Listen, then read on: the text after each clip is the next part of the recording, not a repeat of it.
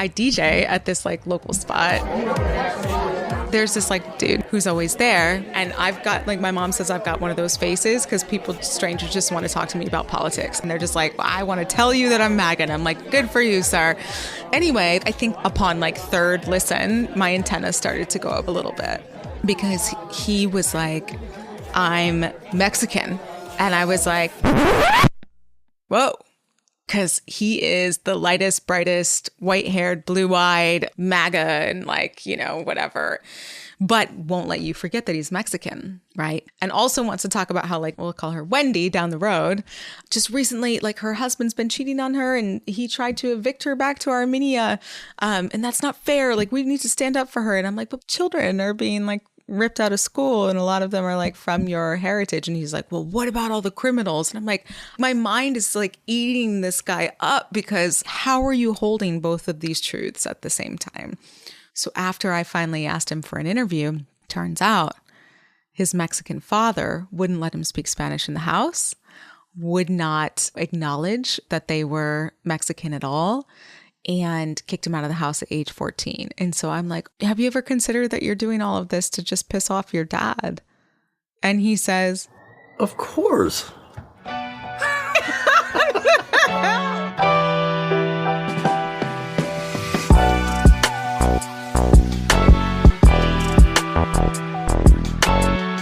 What's up, everyone? I'm Myra Flynn, and I'm the creator and host of the podcast Homegoings with Myra Flynn.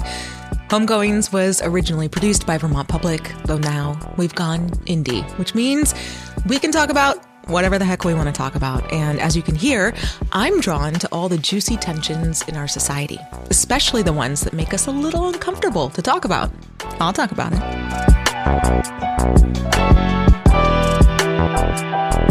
I made an episode once when I was working at Vermont Public where I asked Black men a very simple question. It was, how are you doing? I started with my husband and then I went around barbershops and everywhere.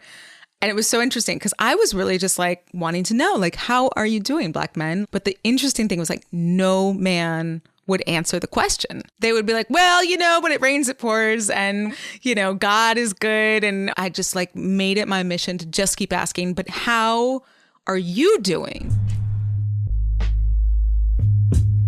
And I finally got the barber at the barbershop after, I think, a good hour together to say, us as Black men, we're facing a lot of mental challenges that we haven't faced in a long time as a group.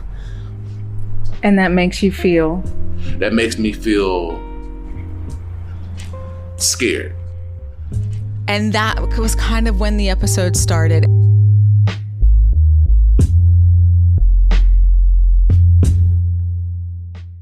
My best guest is somebody who has reached a life lesson or a conclusion or a point of reflection about what they've been through. And also my hardest work is if they haven't, they're going to get there with me. I'm also always thinking, like, is there a questions police out there? No. So what do we have to lose by asking the hard stuff? Don't we get to be curious anymore?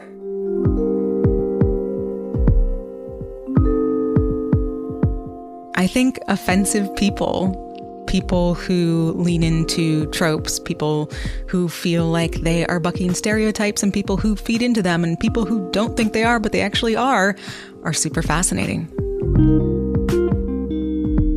I think a good example of this is when I was trying to reach out to Rachel Dolezal for another episode that we made with Vermont Public, and just feeling that there had been such an element of outrage and reaction from journalists that I hadn't seen in a long time about Rachel. And once I made the piece, a lot of people said that I'd given Rachel way too much compassion.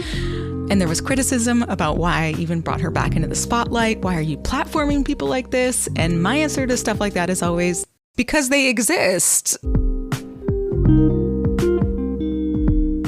Well, we were poor. We were always poor. And so if they adopted enough kids, you know, to have their tax return be greater than what they were paying, it would all be part of God's work, you know. So ultimately, though, what's really heartbreaking about that adoption process is that a white child was $50,000 at that time for adoption fees, and Black children were $0 to $4,000. And so for their budget, they could only afford Black kids. Of course, they had a daughter who was in high school who was able to take care of babies. So she could homeschool, that being me, and take care of all these babies, right?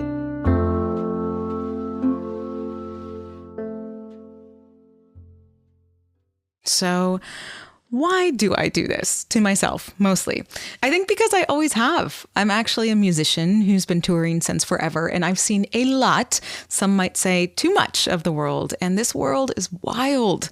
And when you write songs for a living about this wild, feral world, you have to figure out the art of distilling down huge emotions and huge amounts of information into these tiny, palatable songs that people actually like.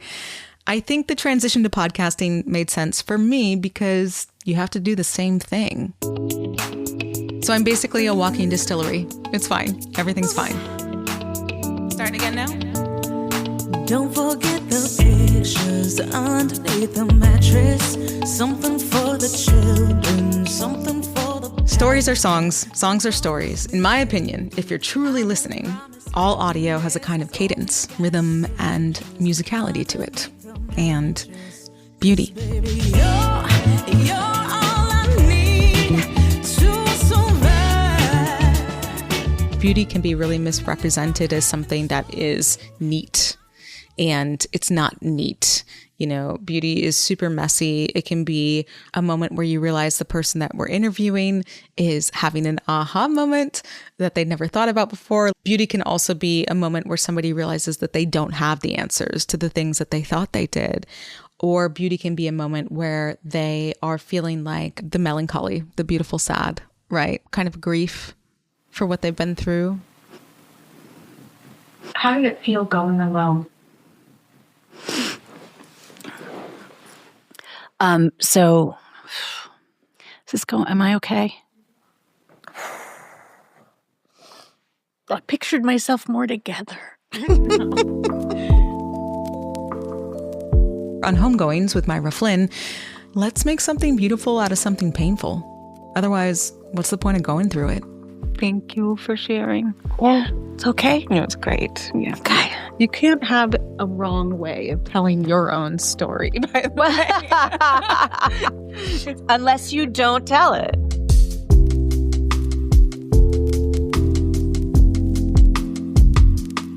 The name of this show is on purpose. A homegoing is a traditional African-American funeral where people mourn the person who has passed deeply with tears and all the usual stuff you'd expect. But they also celebrate the life out of that person, literally. Like there's sometimes dancing or good food, laughter, and flowers everywhere. At least that's how it was for my grandmother's homegoing. It was just this wild juxtaposition of emotions and feelings. I don't think I truly knew that you could hold sadness and joy in the same space. It's complicated. People are complicated. People's stories are complicated, and a space that would traditionally take something that would be quite upsetting and try to reframe it or unpack it, understand something new about it, is what we offer here on the show. All we ask is, can you take it? If so, then let's go there together. All you gotta do is subscribe to this feed where you'll hear more soon. What kind of audio trouble will we get into next?